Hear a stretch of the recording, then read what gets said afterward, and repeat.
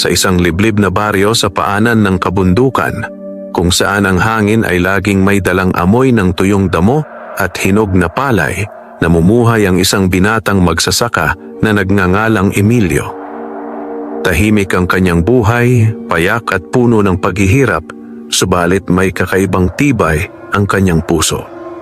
Tibay na hinubog ng gutom, pawis, at mga panahong tila wala ng pag-asang natitira. Maagang gumigising si Emilio araw-araw bago pa man sumilip ang araw sa likod ng mga bundok.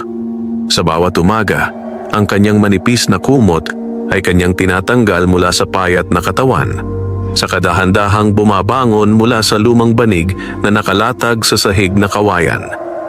Ang kanyang maliit na kubo ay yari sa pawid at kahoy. May mga butas sa dingding na sinasala ng hangin at lamig tuwing gabi. Sa loob ng kubo, iisa lamang ang kasangkapan, isang lumang mesa, isang bangkong kahoy, at isang kalderong kalawangin.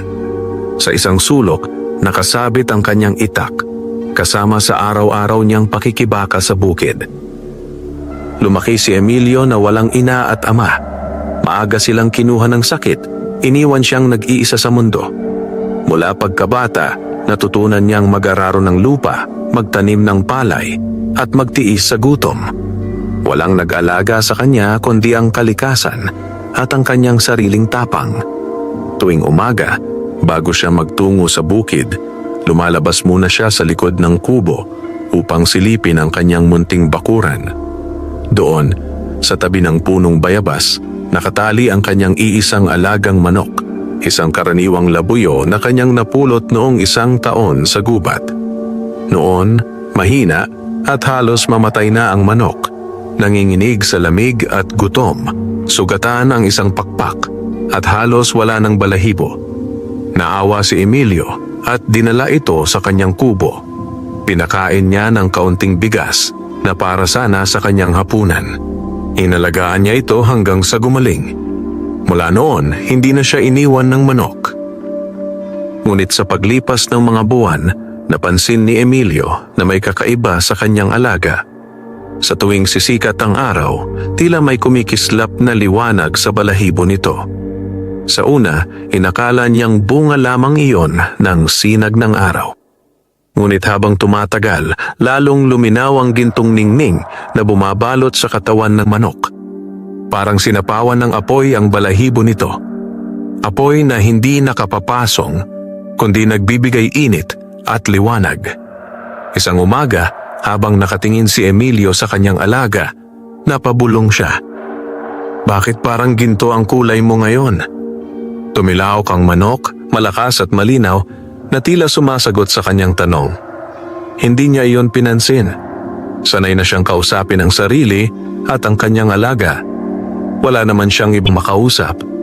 Pagkatapos ng simpleng almusal na kanin at asin, isinuot ni Emilio ang kanyang kupas na salakot at hinawakan ng itak. Lumabas siya patungo sa bukid. Ang kanyang sakahan ay maliit, isang parsela ng lupang minana pa sa kanyang ama. Mabato ang lupa, hindi gaanong mataba at madalas kulang sa tubig. Kaya naman bihira siyang umani ng sapat para sa sarili. Habang naglalakad siya sa pilapil, tanaw niya ang malalawak na bukirin ng mga mayayamang hasyendero sa kabilang dako. Doon, laging sagana ang ani. May mga makinang pang-araro, may mga trabahador, at may sapat na patubig. Samantalang siya, umaasa lamang sa ulan at sa kanyang sariling lakas.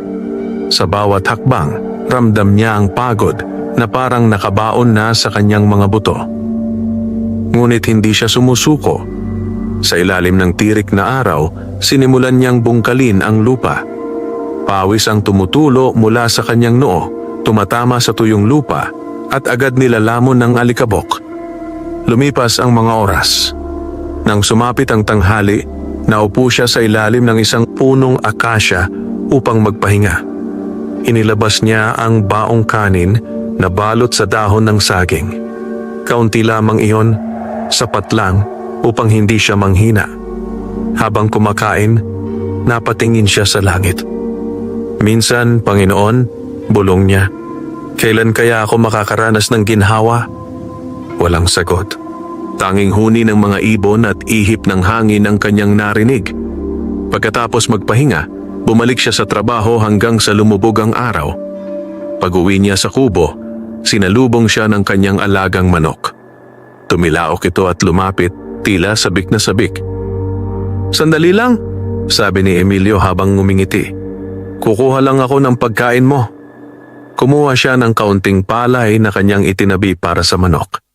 Ibinuhos niya iyon sa isang basag na lata. Habang kumakain ng manok, napansin niyang lalo itong nagliliwanag sa dapit hapon. Ang gintong kulay nito ay tila mas matingkad sa dilim ng papalubog na araw. Napatigil siya sa paggalaw. Hindi na yata ito normal, bulong niya. Lumapit siya at marahang hinaplos ang balahibo ng manok. Hindi ito mainit, hindi rin malamig. Parang buhay na liwanag ang kanyang nahahawakan. Biglang kumampay ang manok at tumilaok ng malakas. Isang kakaibang tunog ang lumabas sa kanyang lalamunan. Hindi karaniwang tilaok, kundi parang awit na may himig. Nang sandaling iyon, nakaramdam si Emilio ng kakaibang pakiramdam. Parang gumaan ang kanyang dibdib. Parang nawala ang bigat ng pagod. Parang may dumaloy na init sa kanyang katawan. Napaatras siya sa gulat. "Ano ka ba talaga?" tanong niya. Tahimik lamang ang manok at tumitig sa kanya. Sa mga mata nito, tila may talinong hindi pangkaraniwan sa isang hayop. Kinagabihan, nahirapan siyang makatulog. Habang nakahiga sa banig, paulit-ulit na bumabalik sa kanyang isip ang ningning ng balahibo ng manok at ang kakaibang awit nito. Sa labas, tahimik ang baryo. Walang ilaw kundi ang buwan at mga bituin. Sa kalagitnaan ng gabi, nagising si Emilio sa isang mahinang tunog. Parang kaluskos. Parang may naglalakad sa paligid ng kubo. Dahan-dahan siyang bumangon at sinilip ang bintana. Sa kanyang pagkagulat, nakita niyang nagliliwanag ang bakuran. Hindi apoy, hindi lampara. Isang gintong liwanag ang bumabalot sa kanyang alagang manok. Nakabuka ang mga pakpak nito at tila lumulutang ng bahagya sa hangin. Sa paligid nito, may mumunting sinag na umiikot, parang mga alitaptap na yari sa ginto. Napaupo si Emilio sa sahig. Nanlaki ang kanyang mga mata. Nanginginig ang kanyang katawan. Panaginip ba ito? Bulong niya. Pinisil niya ang kanyang braso. Masakit. Gising siya. Dahan-dahan siyang lumabas ng kubo. Sa bawat hakbang, kinakabahan siya. Baka biglang mawala ang kanyang nakikita. Ngunit naroon pa rin ang manok na liligo sa liwanag. Nang mapansin siya nito, bumaba ito sa lupa at lumapit sa kanya. Huminto ito sa harap niya. Tumilaok muli, mahina ngunit malinaw. At sa sandaling iyon, parang may bumulong sa kanyang isipan. Isang tinig na hindi niya narinig sa tainga, kundi sa puso. Hindi ka nag-iisa. Napatayo si Emilio. Sinong nagsalita? Sigaw niya. Walang tao. Walang anino. Tanging ang manok at ang liwanag nito. Muling narinig ang tinig. May itinakdang landas para sa iyo. Napahawak siya sa kanyang dibdib. Huminga siya ng malalim. Baliw na ba ako? Pulong niya. Ngunit alam niya sa sarili niyang hindi ito guni-guni. May nangyayaring hindi niya maipaliwanag. At sa gabing iyon, sa ilalim ng tahimik na buwan, nagsimula ang pagbabago sa kanyang kapalaran. Hindi pa niya alam na ang kanyang simpleng buhay bilang mahirap na magsasaka ay unti-unti nang huhubugin ng hiwaga, pagsubok at liwanag ng isang malagintong labuyong manok. At ang unang hakbang sa mahabang paglalakbay na iyon ay nagsimula sa gabing puno ng hiwaga at pangako.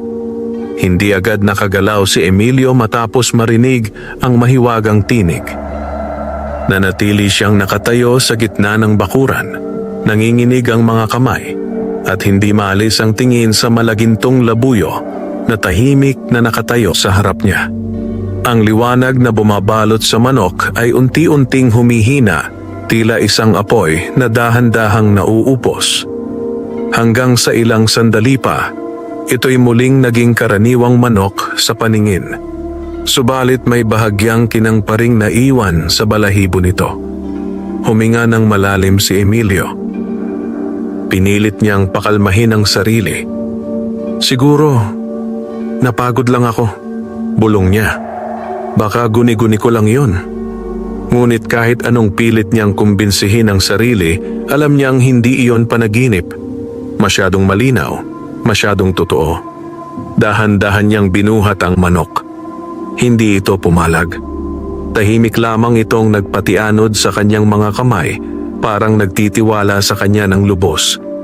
Dinala niya ito sa loob ng kubo at inilagay sa isang maliit na kahong kahoy na ginawa pa ng kanyang ama noon. Doon niya karaniwang pinatutulog ang kanyang alaga tuwing gabi. Isinara niya ang takip at humiga muli sa banig. Ngunit hindi na siya muling nakatulog. Buong magdamag, nakatitig siya sa kisame. Iniisip ang kanyang nakita at narinig. Paulit-ulit sa kanyang isipan ang tinig na tila nagmula sa kung saan. May itinakdang landas para sa iyo. Ano ang ibig sabihin noon? Siya ba'y may espesyal na tungkulin? O isa lamang itong panlilin lang ng kanyang pagod na isip? Nang sumikat ang araw, halos hindi pa siya nakakapikit. Maaga siyang bumangon at agad tinungo ang kahong kinalalagyan ng manok. Maingat niyang binuksan ang takip. Naroon pa rin ito. Malusog, tahimik, at tila mas maliwanag ang kulay kaysa dati. Buhay ka pa, bulong niya, na may halong ginhawa at pagtataka. Hinaplos niya ang balahibo nito. Makinis at mainit-init, parang sinag ng araw na nakulong sa isang katawan. Mabilis siyang naghanda ng almusal, kanin na hinaluan ng kaunting tuyo. Habang kumakain, hindi niya inaalis ang tingin sa manok na naglalakad-lakad sa loob ng kubo. Maya-maya, biglang tumilaok ang labuyo. Ngunit hindi ito karaniwang tilaok. May kakaibang himig. Parang awit ng hangin sa kabundukan. Napahinto si Emilio sa pagkain. Kasabay ng tilaok, nakaramdam siya ng kakaibang lakas sa kanyang katawan. Parang nabawasan ang antok. Parang gumaan ang kanyang pakiramdam. Parang biglang nawala ang sakit ng kanyang mga kalamnan. Napahawak siya sa kanyang bisig. Hindi na ako pagod, bulong niya. Karaniwan, sa ganitong oras, masakit na ang kanyang katawan dahil sa trabaho sa bukid. Ngunit ngayon, tila ba sariwa siya, parang bagong gising mula sa mahabang pahinga. Tumayo siya at sinubukang mag-unat. Walang kirot, walang panghihina. Napangiti siya ng bahagya. Anong hiwaga ito? Tanong niya sa manok. Tumitig lamang sa kanya ang labuyo, saka muling tumilaok. Matapos kumain, nagpasya siyang pumunta sa bukid. Pitpit niya ang itak at araro, ngunit ngayon, pakiramdam niya ay mas magaan ang mga ito kaysa dati. Sa paglalakad niya sa pilapil, may napansin siyang kakaiba. Mas malinaw ang kanyang paningin. Mas matalas ang kanyang pandinig. Naririnig niya ang bawat pagaspas ng dahon, bawat patak ng hamog, bawat yabag ng mga ibon. Pagdating niya sa bukid, sinimulan niyang bungkalin ang lupa. At doon niya lubos na napagtanto ang pagbabago. Mas mabilis siyang gumalaw. Mas malakas ang kanyang paghampas sa lupa. Ang dating inaabot ng kalahating araw, natatapos niya ngayon sa loob lamang ng ilang oras. Hindi siya hinihingal. Hindi siya agad pinagpapawisan. Para bang may bagong siglang dumadaloy sa kanyang ugat. Habang nag-aararo, napansin niyang mas madali ring bumuka ang lupa. Ang dating matigas at tuyong lupa ay tila mas sumusunod sa kanyang galaw. Nang sumapit ang tanghali, naupo siya sa ilalim ng puno. Ngunit hindi siya pagod. Hindi siya gutom. Pagamat kumain pa rin siya ng baon, ramdam niyang parang mas busog siya kaysa dati. Habang nagpapahinga, may napansin siyang matandang lalaki na papalapit. Si Lolo Tomas. Isa siyang matandang magsasaka sa baryo, kilala sa pagiging tahimik at mapagmasid. Emilio, tawag nito. Kanina pa kita pinapanood. Napatingin si Emilio. Opo, Lolo Tomas. Parang ang lakas mo ngayon, sabi ng matanda. Parang hindi ikaw ang Emilio na kilala ko. Napakamot siya sa ulo. Ewan ko po, Lolo. Parang magaan lang ang pakiramdam ko. Tumingin ng matagal si Lolo Tomas sa kanya, tila may sinusukat. May nangyari ba kagabi? Tanong nito. Napatigil si Emilio. Nag-aalinlangan siya. Hindi niya alam kung dapat niyang ikwento ang nakita. Ngunit sa huli, umiling lamang siya. Wala naman po. Tumango ang matanda, ngunit halatang hindi kumbinsido. Mag-ingat ka, iho, sabi nito. May mga bagay sa mundong ito na hindi basta-basta naiintindihan. Umalis si Lolo Tomas. Iniwan si Emilio na nag-iisip. Pag-uwi niya sa kubo sa hapon, agad niyang hinanap ang kanyang manok. Nasa likod ito ng bahay, nagkakahig sa lupa. Ngunit sa bawat paghakbang nito, may bahagyang kislap na naiiwan, parang alikabok na ginto. Lumapit siya rito. Dahil ba sa'yo ito? Bulong niya.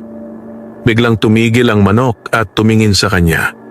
Sa sandaling iyon, muling naramdaman ni Emilio ang kakaibang init sa kanyang dibdib at muling bumalik ang tinig sa kanyang isipan. Ang liwanag ay hindi para sa iyo lamang. Napaupo siya sa lupa, nakahawak sa kanyang ulo. Anong ibig mong sabihin? Tanong niya sa hangin. Walang sagot. Ngunit sa kanyang puso, may unti-unting nabubuong pakiramdam na ang biyayang natanggap niya ay may kapalit, na ang hiwagang bumabalot sa kanyang alagang manok ay simula pa lamang ng mas malaking pagsubok. At sa bawat araw na lilipas, lalo pang lalalim ang lihim ng liwanag na nagbabago sa kanyang buhay. Sa gabing iyon, bago siya matulog, tumingin siya sa manok at marahang nagsalita. Anuman ka man, hindi kita iiwan. Tahimik na tumilaok ang labuyo. At sa dilim ng kubo, muling kumislap ang banayad na gintong liwanag. Parang pangakong hindi na niya kayang takasan. Sumapit ang mga araw na tila mas mabilis ang pag-ikot ng mundo para kay Emilio. Sa bawat paggising niya, ramdam niya ang patuloy na pagdaloy ng kakaibang lakas sa kanyang katawan. Ang dating hirap na hirap sa pagbubungkal ng lupa ay ngayon nagagawa na niyang parang laro lamang. Ang dating ilang pilapil lang ang natatapos niya sa maghapon, ngayon ay halos nadodoble. Unti-unti, napapansin ito ng buong baryo. Parang himala, bulong ng mga kapitbahay. Hindi na siya napapagod. Parang may lihim siyang lakas. Sa tuwing maririnig ni Emilio ang mga ganitong salita, yumuyuko lamang siya at nagpapanggap na walang naririnig. Ayaw niyang mapansin. Ayaw niyang pag-usapan. Natatakot siyang baka malaman ng iba ang hiwagang bumabalot sa kanyang alagang manok. Sa kanyang kubo, lalo niyang inaalagaan ng labuyo. Nililinis niya ang paligid nito. Pinapakain ng pinakamainam na kaya niyang makuha. Pinatitira sa pinakamalinis na bahagi ng bahay. At sa bawat gabi, bago siya matulog, lagi niya itong kinakausap. Salamat, bulong niya minsan. Kung dahil sa iyo ito, salamat. Tahimik lamang ang manok. Ngunit sa bawat tilaok nito, ramdam ni Emilio ang sagot. Hindi sa salita, kundi sa pakiramdam. Isang umaga, habang nagbubungkal siya ng lupa, may dumating na hindi inaasahang bisita. Isang karwaheng hinihila ng 2 kabayo ang huminto sa gilid ng bukid. Bumaba mula rito ang isang lalaking nakasuot ng mamahaling barong. May gintong singsing sa daliri at relo sa pulso. Si Don Ricardo, isa sa pinakamayamang hasyendero sa kanilang lalawigan. May-ari ng malalawak na lupain, asyenda at mga imbakan ng palay. Kilala siya sa pagiging sakim at mapagmataas. Kasama niya ang 2 tauhan, parehong matangkad at may mga matang sanay manindak. Napatigil si Emilio sa pag-aararo. Pinunasan niya ang pawis sa noo at tumayo ng tuwid. Lumapit si Don Ricardo, may ngiting malamig sa labi. "Ikaw si Emilio, hindi ba?" tanong nito. "Opo," sagot niya, magalang. "Marami akong naririnig tungkol sa iyo," sabi ng hasyendero. "Sinasabi nilang bigla kang lumakas, bigla kang gumaling magtanim." Napayuko si Emilio. "Ginagawa ko lang po ang makakaya ko." Napangiti si Don Ricardo, ngunit walang init ang kanyang ngiti. "Gusto kong bilhin ang lupa mo." Nanlaki ang mga mata ni Emilio. "Po? Ibenta mo sa akin ang lupang ito," ulit ng hasyendero. "Bibigyan kita ng pera, sapat para mabuhay ka ng ilang taon." Naramdaman ni Emilio ang paninikip ng kanyang dibdib. Ang lupang iyon ang tanging alaala ng kanyang ama. Ang huling pamana, ang kanyang buhay. "Pasensya na po," sagot niya, nanginginig ang boses. "Hindi ko po maibebenta." Nagbago ang muka ni Don Ricardo. Nawala ang ngiti. "Isipin mong mabuti," sabi nito, malamig. "Ang lupang ito ay maliit, walang patubig, walang halaga. Sa akin lalaki ang pakinabang. Sa'yo wala." "Pero akin po ito," sagot ni Emilio. Tumalim ang tingin ng hasyendero. "Walang maliit na lupa sa akin," sabi nito. "Lahat ay dapat mapasakamay ko." Lumapit ang isa sa kanyang tauhan, tila nagbabantang manakit. Ngunit hindi umatras si Emilio. "Hindi ko po ibebenta," mariin niyang sabi. Tahimik ang paligid. Tanging huni ng ibon ang maririnig. Pagkaraan ng ilang sandali, tumawa si Don Ricardo. Isang tawang walang saya. "Sige," sabi nito. "Pero huwag mong sabihing hindi kita binalaan." Tumalikod siya at sumakay sa karwahe. Bago tuluyang umalis, muli siyang tumingin kay Emilio. "May paraan para mapasakin ang lupa mo," bulong nito. "Sa ayaw at sa gusto mo." Nang mawala ang karwahe sa malayo, napaupo si Emilio sa lupa. Nanginginig ang kanyang mga kamay. Alam niyang hindi basta-basta ang banta. Kilala si Don Ricardo sa paggamit ng dahas at panlilinlang. Kinagabihan, mabigat ang kanyang loob. Habang pinapakain ang manok, kinausap niya ito. "Ano ang gagawin ko?" tanong niya. "Wala akong kalaban-laban sa kanila." Tahimik ang labuyo. Ngunit maya-maya, nagliwanag ang mga balahibo nito. Banayad, mainit, at sa kanyang isipan, muling bumalik ang tinig. "Hindi ka nag-iisa sa laban." Napapikit si Emilio. "Pero mahirap sila," bulong niya. "Makapangyarihan." Muling tumilaok ang manok. At kasabay nito, may larawan na sumulpot sa kanyang isip. Isang bukirin na luntian. Isang ani na sagana. Isang baryong masaya. Isang lalaking nakatayo, hindi natitinag sa gitna ng unos. Siya iyon. Kinabukasan, napansin ni Emilio ang kakaibang pagbabago sa kanyang bukid. Mas luntian ang mga usbong. Mas mataba ang lupa. Mas mabilis tumubo ang palay. Parang may lihim na kamay na nag-aaruga sa kanyang taniman. Napatitig siya sa tanawin. "Salamat," bulong niya. Ngunit sa malayo, sa loob ng malaking bahay ni Don Ricardo, may mga matang nagbabantay. May mga planong hinahabi. May mga galit na unti-unting nag-iipon. At ang unang pagsubok sa buhay ni Emilio ay nagsisimula pa lamang. Lumipas ang ilang araw matapos ang pagdalaw ni Don Ricardo, ngunit hindi na muling naging payapa ang isipan ni Emilio. Sa bawat paggising niya, agad niyang naiisip ang malamig na titig ng hasyendero at ang mga salitang puno ng banta. Kahit na masigla ang kanyang katawan at patuloy na gumaganda ang ani, may aninong bumabalot sa kanyang puso. Isang aninong dala ng takot. Gayunman, Hindi siya huminto sa pagtatrabaho. Araw-araw, mas maaga pa siyang bumabangon. Inaalagaan niya ang kanyang palayan na parang sariling anak.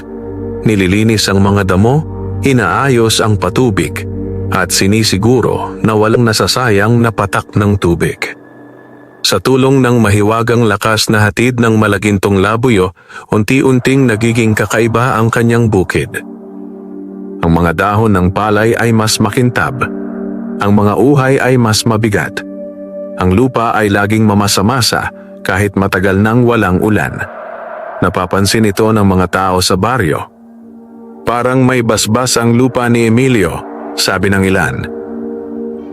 Hindi siya tinatamaan ng tagtuyot, sabi ng iba. Unti-unti, nagiging sentro ng usapan ang kanyang pangalan. At kasabay nito, lumalalim ang inggit. Sa kabilang panig ng baryo, sa malawak na lupain ni Don Ricardo, hindi maganda ang lagay ng ani. Nauuyot ang mga pilapil, nanunuyo ang mga dahon. Maraming tanim ang nalalanta. Sa kabila ng mga makabagong kagamitan at maraming tauhan, unti-unting humihina ang kanilang ani. Sa tuwing binabalitaan si Don Ricardo tungkol dito, lalo siyang nagagalit. Imposible, sigaw niya minsan sa kanyang katiwala. Bakit sa kanya masagana, sa akin hindi? Hindi makasagot ang katiwala. Alam nilang may mali, ngunit hindi nila maipaliwanag. Sa isang gabi na walang buwan, nagtipon sa loob ng malaking bahay si Don Ricardo at ang kanyang mga tauhan. Sa gitna ng sala, may nakalatag na mapa ng baryo. Nakaturo roon ang maliit na lupain ni Emilio. Yan ang problema, sabi ni Don Ricardo. Hanggat nandyan siya, patuloy akong malulugi. Anong balak ninyo, amo? Tanong ng isa. Ngumiti ang hasyendero. Isang ngiting puno ng dilim. May mga paraan, sagot niya. Tahimik, walang bakas. Kinabukasan, habang nag-aayos si Emilio ng patubig, may napansin siyang kakaiba. May mga bakas ng paa sa gilid ng kanyang bukid. Hindi kanya. Hindi rin sa mga kapitbahay. Parang may mga taong dumaan sa gabi. Naramdaman niya ang paninikip ng dibdib. Nang gabing iyon, hindi siya agad natulog. Umupo siya sa labas ng kubo. Hawak ang itak, nagbabantay. Sa tabi niya, tahimik ang malagintong labuyo. Tahimik ang paligid. Tanging kuliglig at huni ng palaka ang maririnig. Lumipas ang ilang oras, hanggang sa may marinig siyang mahinang kaluskos. Mula sa gawing palayan, dahan-dahan siyang tumayo. Pinipigil ang hininga. Lumakad siya patungo sa pinanggagalingan ng tunog.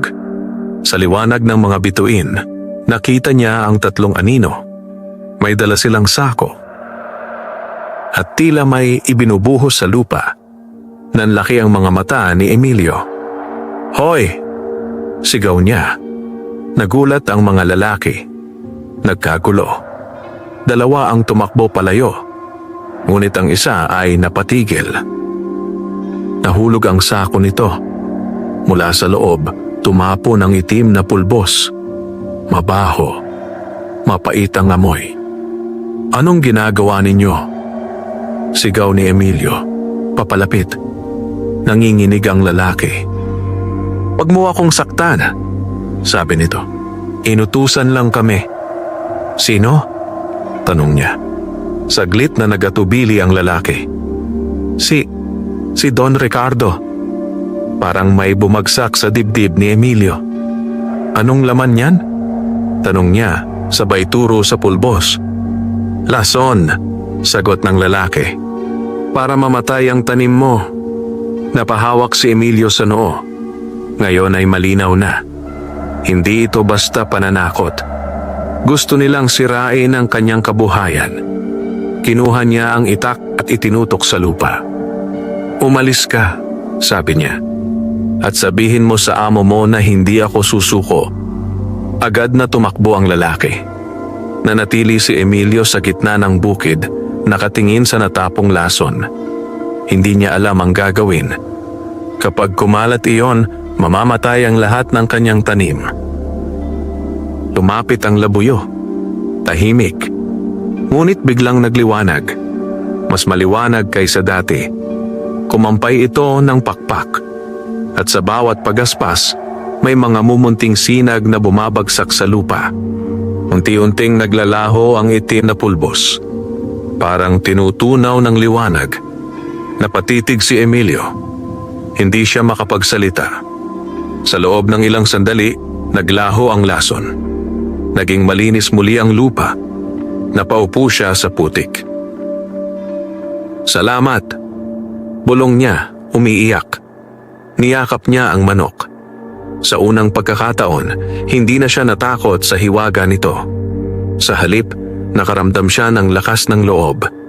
Ngunit alam niyang hindi dito magtatapos ang laban.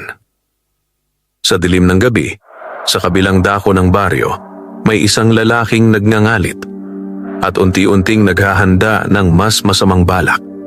Pagkaraan ng gabing muntik nang masira ang kanyang bukirin, nagbago ang pananaw ni Emilio sa mundo.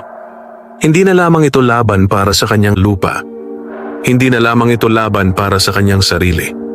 Ito na ay laban para sa kanyang dangal, sa alaala ng kanyang mga magulang, at sa karapatan niyang mabuhay ng marangal. Kinabukasan, maagang nagising si Emilio. Hindi dahil sa tilaok ng manok, kundi dahil sa bigat ng kanyang iniisip. Umupo siya sa gilid ng banig at matagal na tumitig sa dingding na yari sa kawayan. Ano pa kaya ang gagawin nila? Bulong niya. Sa labas, tumilaok ang malagintong labuyo. Ngunit ngayon, hindi lamang ito tilaok. Parang paalala. Parang panawagan. Parang sinasabing huwag siyang umatras. Lumabas siya ng kubo at agad tinungo ang bukid. Laking gulat niya nang makita ang tanawin. Mas luntian ang palay kaysa dati. Mas makapal ang uhay. Mas buhay ang lupa. Parang mas pinagpala pa ito matapos ang tangkang pagsira. Napahawak siya sa dibdib. Parang mas gumanda pa. Bulong niya. Hindi nagtagal, may mga kapitbahay na dumating. Nauna si Lolo Tomas, kasunod ang ilang magsasaka at kababaihan. "Emilio," sabi ng matanda, "narinig namin ang nangyari kagabi." Nanlaki ang mga mata ni Emilio. "Paano po ninyo nalaman?" "May nakakita sa mga tauhan ni Don Ricardo," sagot ng isa. "Hindi nila alam na may nagmamasid. May bulungan sa paligid. May galit. May awa. May takot. Hindi na tama ito," sabi ng isang babae. "Hanggang kailan tayo magpapasakop? Kapag ikaw ang sinunod nila ngayon," sabi ng isang lalaki kay Emilio, "kami naman ang susunod." Naramdaman ni Emilio ang bigat ng mga salita. Hindi lang pala siya ang target. Lahat sila. Tumayo si Lolo Tomas sa gitna. "Matagal na tayong inaapi," sabi niya.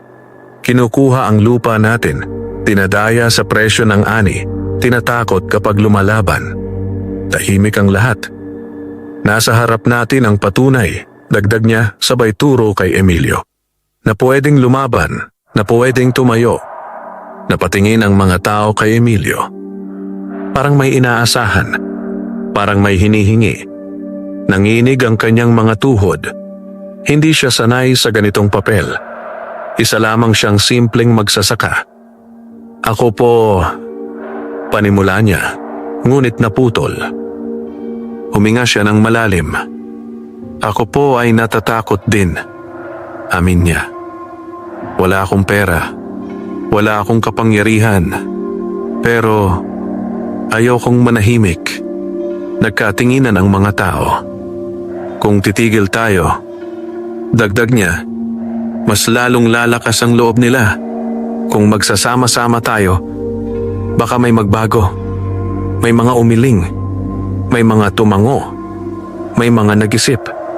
Sa dulo, isang binatang magsasaka ang nagsalita.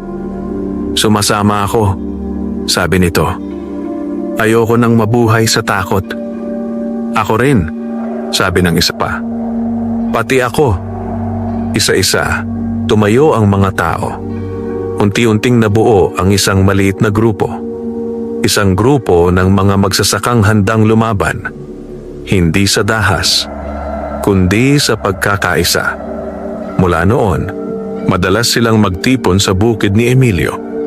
Pinag-uusapan nila ang presyo ng ani, ang mga utang, ang pang-aabuso, ang mga pananakot.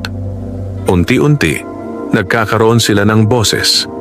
Sa kabilang panig, naramdaman ni Don Ricardo ang pagbabago. Napapalitaan niya ang mga pulong, ang mga usapan, ang pagdami ng sumusuporta kay Emilio. Isang gabi, tinawag niya ang kanyang katiwala. Hindi ko gusto ang nangyayari, sabi niya. Parang nagkakaisa sila. Ano po ang gagawin natin, amo? Tanong ng katiwala. Napapikit si Don Ricardo. May mas matinding paraan, sagot niya. Kinabukasan kumalat ang tsismis sa baryo. May nagsasabing si Emilio raw ay gumagamit ng salamangka. May nagsasabing may kinakausap daw siyang espiritu. May nagsasabing isinangla na raw niya ang kaluluwa sa masamang kapangyarihan. Unti-unting nagbabago ang tingin ng ilan. May mga umiiwas. May mga natatakot. May mga nagdududa. Napansin niyon ni Emilio. Bakit parang iba na sila? Tanong niya kay Lolo Tomas. Napabuntong hininga ang matanda. Sinisiraan ka, sagot nito. Ganyan sila kapag hindi ka kayang bilhin o takutin. Sumikip ang dibdib ni Emilio. Paano kung maniwala sila? Tanong niya. Kung malinis ang puso mo, sagot ng matanda, lalabas din ang katotohanan. Ngunit sa kabila ng mga salita, hindi maalis ang bigat sa kanyang damdamin. Sa gabing iyon, umupo siya sa tabi ng malagintong labuyo. Natatakot ako, bulong niya. Baka mawalan ako ng kakampi. Tahimik ang manok. Ngunit maya-maya, nagliwanag ito. Mas malinaw, mas mainit, at sa kanyang isipan, muling bumalik ang tinig. Ang liwanag ay sinusubok sa gitna ng dilim. Napapikit si Emilio. Alam niyang mas mahirap na pagsubok ang paparating. Hindi na lamang lupa ang nakataya, kundi ang tiwala ng buong bayan. Habang lumilipas ang mga araw, unti-unting nararamdaman ni Emilio ang bigat ng mga bulong-bulungan sa baryo. Hindi na tulad ng dati ang mga tingin ng ilang kapitbahay. May mga dati bumabati na ngayoy biglang umiilag. May mga dating nakikisabay kumain na ngayoy umiiwas umupo sa tabi niya. May mga pabulong na usapan tuwing siya'y dadaan. Sinasapian daw. May kinakausap daw sa gabi. Baka hindi na tao. Sa bawat salitang kanyang naririnig, parang may kutsilyong tumutusok sa kanyang dibdib. Hindi siya galit. Masigit siyang nasasaktan. Isang umaga, habang papunta siya sa bukid, hinarang siya ng isang matandang babae. Si Aling Rosa, kilala sa baryo bilang tsismosa, ngunit may impluensya sa maraming tao. Emilio, sabi nito, seryoso ang muka. Totoo bang may kakaiba kang alaga? Napatigil siya. Karaniwan lang po na manok, sagot niya. Pero bakit parang ikaw lang ang hindi tinatamaan ng tagtuyot? Tanong ng matanda. Bakit ikaw lang ang masagana? Napayuko si Emilio. Pinagpapaguran ko lang po, sagot niya. Umiling si Aling Rosa. Hindi lahat naniniwala, sabi nito bago umalis. Pagdating niya sa bukid, mabigat ang kanyang loob. Hindi na siya makapagtrabaho ng maayos. Paulit-ulit sa kanyang isipan ang mga tanong. Paano kung tuluyang talikuran siya ng baryo? Paano kung matakot sila sa kanya? Paano kung magtagumpay ang paninira? Sa gitna ng kanyang pag-iisip, biglang dumating ang ilang tauhan ng munisipyo. May dala silang papel. May kasamang pulis. Lumapit sila kay Emilio. Ikaw si Emilio? Tanong ng opisyal. Opo. Sagot niya, kinakabahan. May reklamo laban sa'yo, sabi nito. Inaakusahan kang gumagamit ng illegal na kemikal sa bukid. Nanlaki ang mga mata ni Emilio. Ano po? Sigaw niya. Wala po akong ginagamit. May nag-ulat, sagot ng opisyal. Kailangan naming imbestigahan. Agad nilang sinuri ang lupa, ang tubig, ang mga tanim. Habang ginagawa yon, nagtipon ang mga tao. May mga nakatingin na may pagdududa. May mga may awa. May mga tahimik lamang. Sa gilid, nakita ni Emilio si Don Ricardo. Nakatayo sa lilim ng puno. Nangiting halos hindi mapansin. Doon niya naintindihan. Ito ang susunod na hakbang. Paninirang may kasamang batas. Matapos ang ilang oras, lumapit ang opisyal. Wala kaming nakitang ilegal, sabi nito. Malinis ang lupa. May bulungan sa paligid. May mga napabuntong hininga. May mga napahiya. Ngunit hindi pa rin nawala ang duda sa ilan. Umalis ang mga opisyal. Ngunit ang sugat sa dangal ni Emilio ay nanatili. Kinagabihan, umulan ng malakas. Parang ibinubuhos ng langit ang lahat ng bigat. Sa gitna ng dilim at kulog, umupo si Emilio sa loob ng kubo. Hawak ang ulo. Nanginginig. Hindi dahil sa lamig, kundi dahil sa pagod ng puso. Pagod na ako, bulong niya sa manok. Gusto ko na lang sumuko. Tahimik ang labuyo. Hindi ito nagliwanag. Hindi tumilaok. Nanatili lamang sa sulok. Nadagdagan ang lungkot ni Emilio. Pati ikaw, wala na rin? Bulong niya. Humiga siya sa banig, luhaan. Sa unang pagkakataon mula nang magsimula ang lahat, naisip niyang iwan ang baryo. Maghanap ng ibang lugar.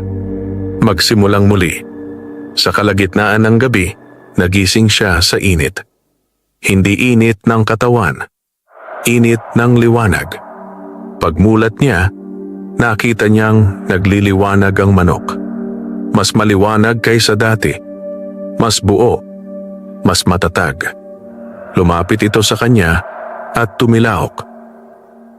Hindi malakas, ngunit malinaw.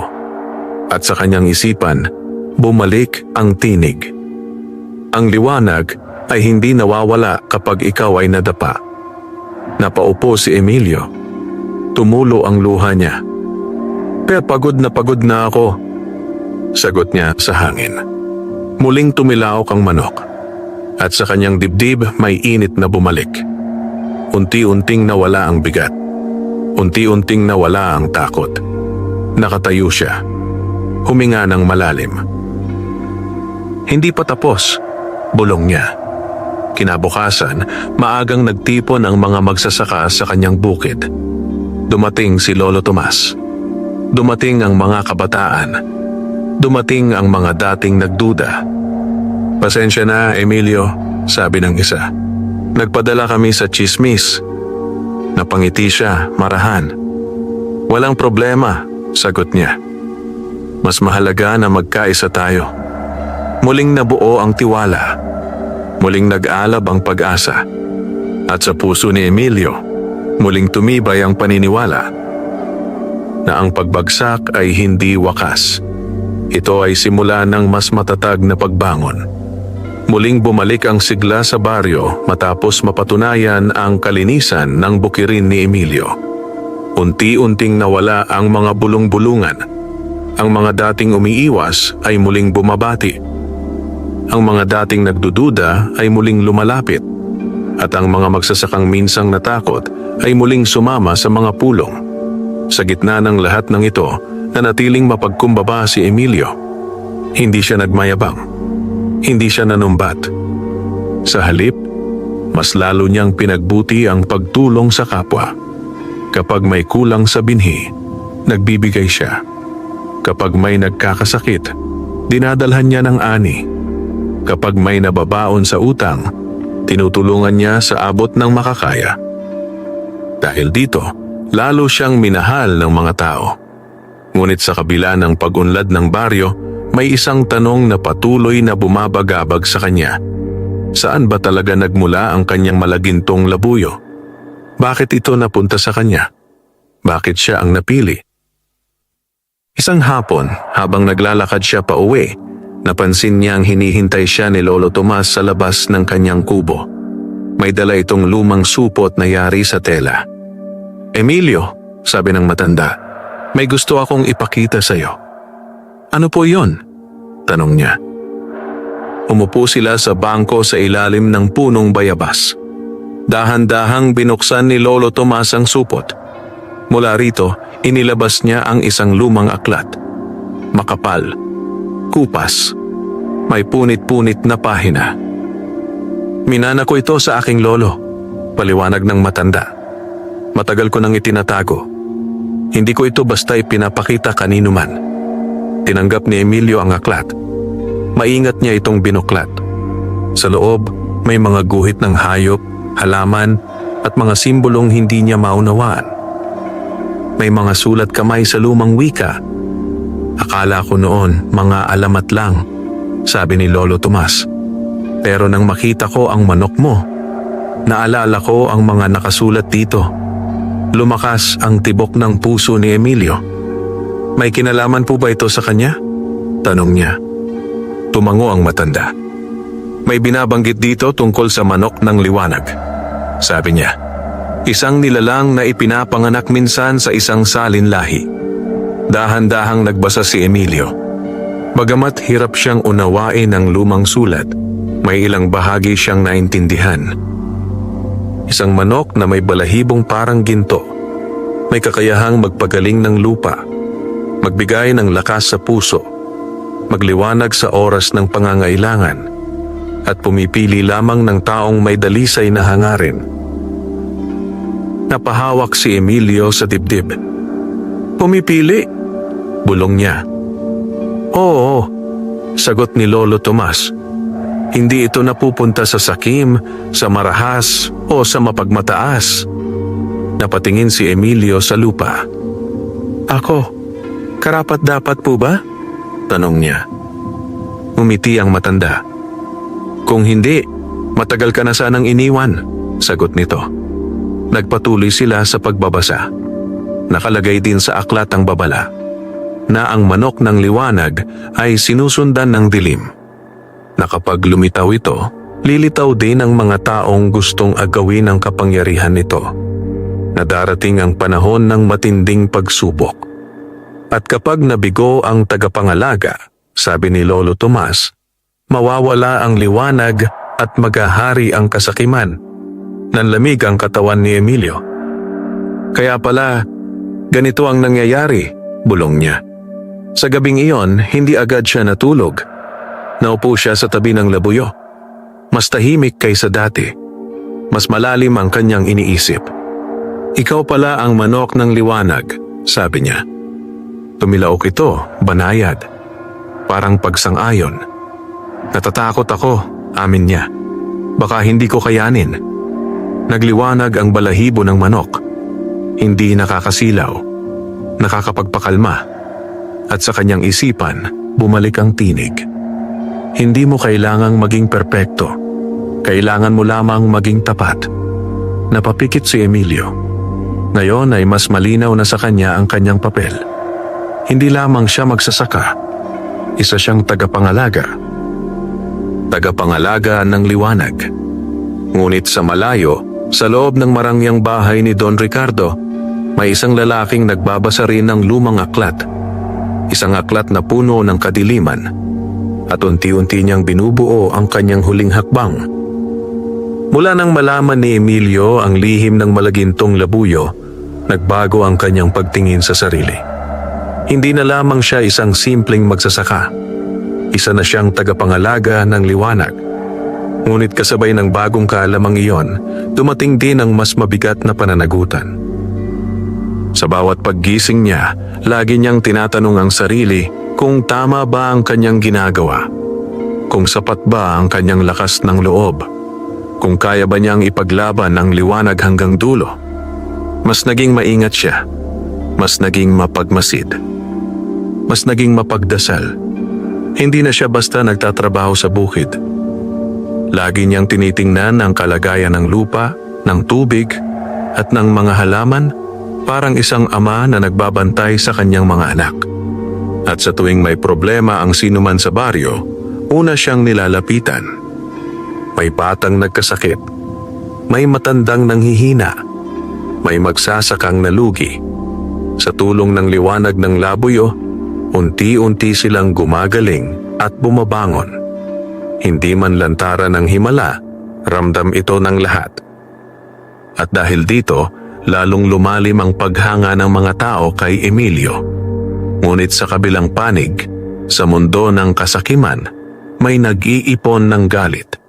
Sa loob ng kanyang malawak na bahay, nag-iisa si Don Ricardo sa silid-aklatan. Sa harap niya, nakalatag ang lumang aklat na puno ng simbolo at sumpa. Matagal na niyang nahanap iyon sa isang antigong tindahan sa lungsod. Noon pa man, interesado na siya sa mga lihim ng kapangyarihan. Sa yaman, impluwensya at lupain, hindi pa rin siya nasisiyahan. Gusto niya ng higit. Gusto niya ng walang hanggan. Sa mga pahina ng aklat, nabasa niya ang tungkol sa anino ng kasakiman. Isang puwersang nabubuhay sa inggit, galit at kasakiman. Isang puwersang kayang sumalungat sa liwanag. Ngunit may kapalit. Ang kaluluwa ng nagtatangkang gumamit nito. Ngumiti si Don Ricardo. Kung ito ang kapalit, bulong niya, handa akong bayaran. Sa sumunod na mga gabi, palihim siyang nagsagawa ng mga ritual. Sa isang lihim na silid, sa ilalim ng kanyang bahay, naglagay siya ng mga kandila, abo, at mga simbolong iginuhit sa lupa. Sa gitna, may sisidlang puno ng itim na likido. Bawat patak nito ay tila sumisipsip ng liwanag. Sa bawat pagbigkas niya ng mga salita, lumalamig ang hangin. Dumidilim ang paligid. At sa bawat gabi, mas lalo siyang nagiging payat. Mas namumuti ang balat. Mas nagiging hungkag ang mga mata. Ngunit hindi siya tumitigil. Samantala, sa baryo may kakaibang pagbabago. Unti-unting nawawala ang mga ibon. Nabibigatan ng hangin. Parang laging may paparating na bagyo. Isang hapon, napansin ni Emilio ang pagkalanta ng ilang tanim sa gilid ng kanyang bukid. Hindi ito karaniwan. Hindi ito dulot ng peste. Parang may sumisipsip ng buhay. Lumapit ang labuyo. Nagliwanag. Ngunit ngayon, parang may humahadlang. Parang may humihigop sa liwanag nito. Naramdaman ni Emilio ang panghihina. May mali, bulong niya. Sa gabing iyon, nagkaroon siya ng panaginip. Nasa gitna siya ng isang malawak na bukirin. Sa isang dulo, may gintong liwanag. Sa kabila, may itim na ulap na gumagalaw na parang buhay. Sa gitna, nakatayo siya, nag-iisa. Narinig niya ang tinig. Darating ang oras ng pagpili. Nagising siyang pawis na pawis. Huminga siya ng malalim. Tiningnan ang labuyo. Mahina ang liwanag nito. Pagod. Parang nauubos. Hindi kita pababayaan.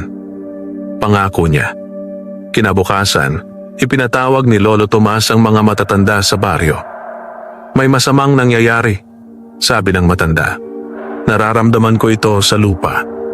Nagtipon ang mga tao. Nagdasal. Nag-usap. Nagplano. Habang ginagawa nila ito, sa lihim na silid ni Don Ricardo, isang anino ang unti-unting humuhubog. May hugis na parang tao. Ngunit walang muka. Walang mata. Puro dilim. At nang tuluyang mabuo, bumulong ito. Oras na. Sa sandaling iyon, sa dibdib ni Emilio, may kumirot.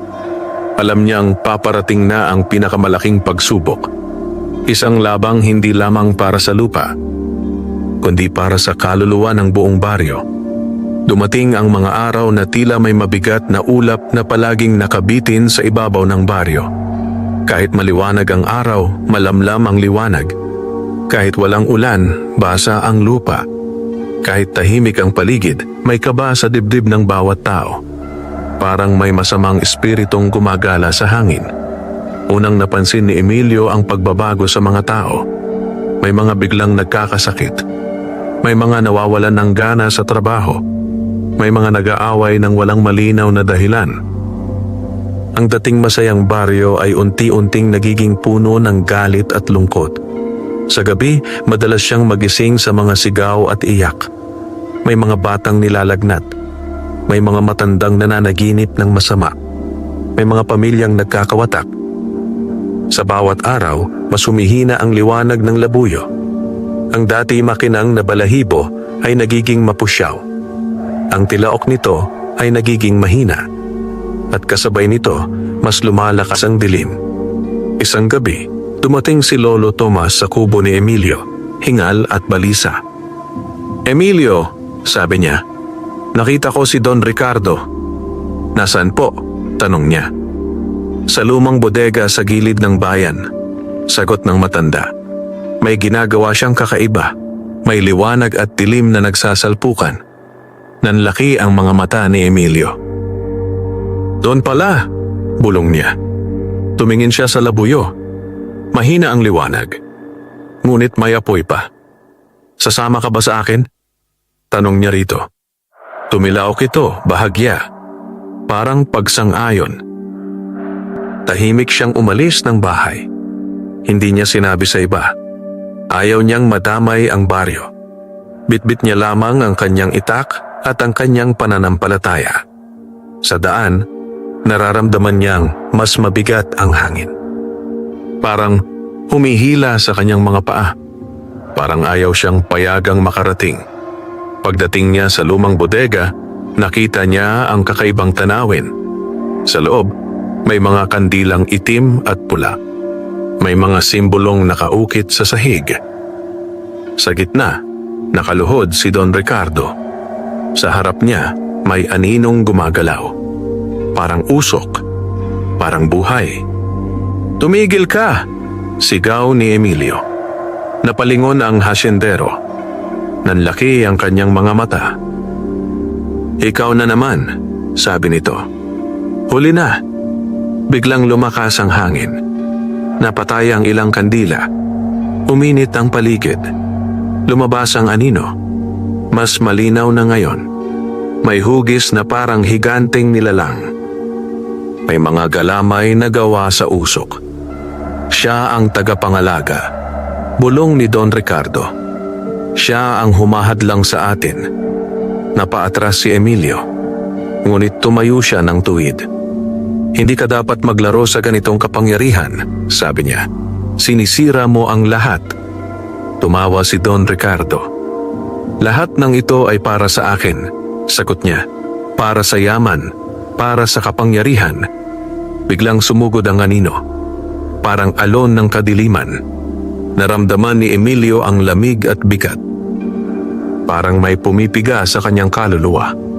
Napahandusay siya sa sahig. Sumigaw ang labuyo at biglang nagliyab ang liwanag nito. Mas maliwanag kaysa dati. Parang araw sa gitna ng gabi. Bumukal ang init sa dibdib ni Emilio. Bumalik ang kanyang lakas. Tumayo siya. Sa bawat hakbang niya, may sinag na sumusunod. "Huwag kang matakot," bulong ng tinig sa kanyang isipan. "Piliin mo ang liwanag."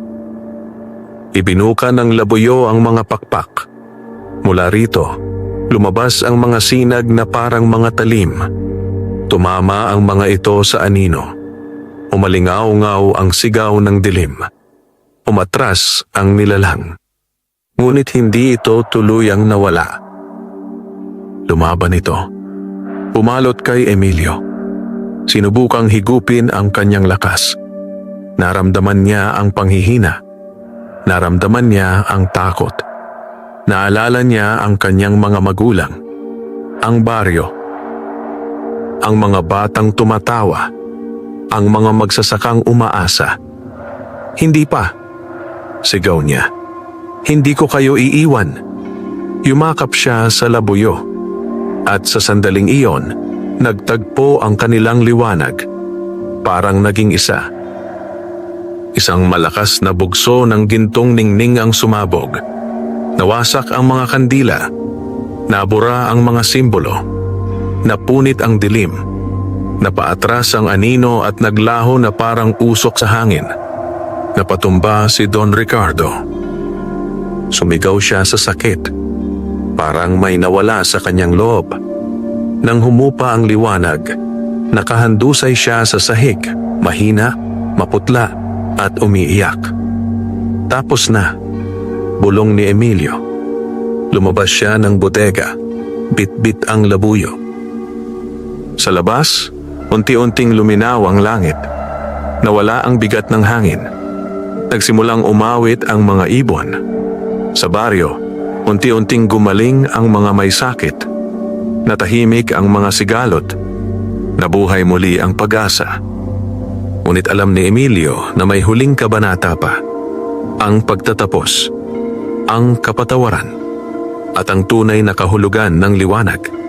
Sumikat ang araw kinabukasan na tila mas maliwanag kaysa dati. Ang mga sinag nito ay dahan-dahang bumaba sa mga bubong ng kubo, sa mga palayan, at sa mga punong matagal nang nakasaksi sa hirap at pag-asa ng baryo. Ang hangin ay sariwa, ang lupa ay muling humihinga, ang kalikasan ay tila nagdiriwang ng muling pagkabuhay. Maagang nagising si Emilio. Pagmulat ng kanyang mga mata, una niyang hinanap ang malagintong labuyo. Nasa tabi ito ng kanyang higaan. Tahimik, mapayapa. Ngunit hindi na ito nagliliwanag tulad ng dati. Ang balahibo nito ay naging karaniwang kulay na ng isang labuyo. Pula, kayumanggi, at bahagyang itim. Wala na ang gintong ningning. Napaupo si Emilio sa banig. Nanikip ang kanyang dibdib. Wala na ba? Bulong niya. Naubos na ba ang liwanag mo? Dahan-dahan niyang hinaplos ang manok. Mainit pa rin. Buhay, humihinga, ngunit payapa na. Walang himala, walang hiwaga, tahimik na lamang. Sa sandaling iyon, may kakaibang kapayapaang bumalot sa kanyang puso. Parang may nagsasabing tapos na ang tungkulin. Lumabas siya ng kubo. Sa labas, nagtitipon ang mga tao. May mga ngiti sa mukha. May mga luha sa mata. May mga yakapan. Dumating si Lolo Tomas, bit-bit ang tungkod. Emilio, sabi nito, nagbago ang lahat. Sa malayo, nakita nila ang bahay ni Don Ricardo. Wala na ang dating karangyaan. Dumating ang mga opisyal. Inimbestigahan ang kanyang mga gawain. Natuklasan ang mga panlilinlang, pananakot at pandaraya. Kinuha sa kanya ang mga lupang inagaw. Ibinigay muli sa mga magsasaka. Si Don Ricardo ay dinala sa kulungan. Hindi na bilang makapangyarihang hasyendero, kundi bilang isang taong nagkasala. Tahimik lamang si Emilio habang pinapanood ang lahat. Wala siyang galit. Wala ring tuwa. Tanging pag-unawa. Pinili niya ang dilim, bulong niya sa sarili. At iyon ang naging wakas niya. Makalipas ang mga linggo, unti-unting bumalik sa normal ang buhay sa baryo. Mas masigla kaysa dati. Mas nagkakaisa. Mas nagtutulungan. Nagtatag ang mga magsasaka ng samahan. Sabay-sabay silang nagbebenta ng ani. Sabay-sabay silang bumibili ng binhi. Sabay-sabay silang humaharap sa problema. At si Emilio ang kanilang naging gabay. Hindi bilang pinuno, kundi bilang halimbawa. Patuloy siyang nagsasaka. Patuloy na gumigising ng maaga. Patuloy na nagpapawis sa bukid. Ngunit ngayon, hindi na siya nag-iisa. May mga kasamang kaibigan. May mga kasamang kapatid sa lupa. Ang kanyang bukid ay nanatiling masagana. Hindi dahil sa hiwaga, kundi dahil sa sipag, tiyaga, at pagkakaisa. Ang labuyo ay nanatili sa kanyang bakuran. Karaniwang manok na lamang, ng itlog. Nagtatilaok, naghahalukay sa lupa. Ngunit sa tuwing tinitingnan ni Emilio ang mga mata nito, parang may bakas pa rin ng dating liwanag. Isang alaala, isang paalala, isang pangako. Isang hapon, habang pinagmamasdan niya ang paglubog ng araw, lumapit si Lolo Tomas. "Emilio," sabi nito, "alam mo ba kung bakit nawala ang liwanag?" Umiling siya. "Dahil hindi na ito kailangan," sagot ng matanda. "Nasa iyo na ngayon," napangiti si Emilio. Sa unang pagkakataon, lubos niyang naunawaan. Ang tunay na liwanag ay hindi sa himala, hindi sa kapangyarihan, hindi sa mahiwagang nilalang. Ito ay nasa puso ng taong marunong magmahal, lumaban ng patas at magpatawad. Lumipas ang mga taon. Tumanda si Emilio sa bukid. Nagkaroon ng pamilya. Nagkaroon ng mga anak na tinuruan niyang magtanim at magmahal ng lupa. Itinuro niya sa kanila ang halaga ng katapatan, sipag, at malasakit sa kapwa. At tuwing may magtatanong tungkol sa kanyang nakaraan, ngumingiti lamang siya at sinasabi, "May panahon na hiniram ko ang liwanag. Ngayon, ako na ang nag-iingat nito." Sa gabi, kapag maliwanag ang buwan at tahimik ang baryo, minsan ay maririnig pa rin ang tilaok ng isang labuyo na parang may kasamang himig. Parang awit ng pag-asa. Parang paalala na kahit sa pinakamadilim na sandali, may liwanag na handang sumilang kung may pusong handang magdala nito. At sa baryong iyon, sa ilalim ng mga bituin at palayan, nanatiling buhay ang alamat ng isang mahirap na magsasaka at ng malagintong labuyong manok. Hindi bilang kwento ng himala, kundi bilang kwento ng tao, kwento ng tapang, kwento ng pag-ibig, kwento ng liwanag na mananatili magpakailanman.